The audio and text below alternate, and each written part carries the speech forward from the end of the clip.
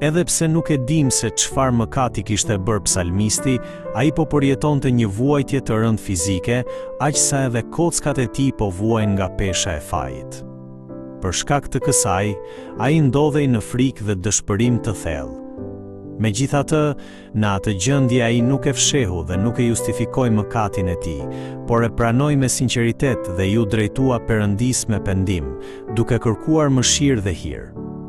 Kjo është ajo që duhet të mësojmë prej tij. Shumë njerëz, në vend që të pranojnë gabimet e tyre, priren të fajsojnë të tjerët ose rrethanat, duke kërkuar shkakun e problemit jashtë vetes. Por një qëndrim i tillë nuk e zgjidh problemin, përkundrazi, e mban njeriun edhe më të lidhur me të. Ndërsa kur, në mes të vuajtjeve, pranojmë mëkatin dhe gabimet tona, atëherë mund të afrohemi para Perëndis. Perëndia nuk e refuzon zemrën e thyer dhe të penduar, por i sheh lotët tanë dhe derdh mbi ne hirin e faljes dhe të ripërtëritjes. Flijimet e Perëndis janë frymë thyer. O Perëndi, ti nuk e përçmon zemrën e thyer dhe të penduar. Prandaj, kur kemi mëkatuar, nuk duhet ta fshehim ose ta justifikojmë mëkatin, por të vim para Perëndis me dlot dhe me pendim të sinqert. Pikërisht aty fillon hiri i faljes dhe i ripërtëritjes së tij.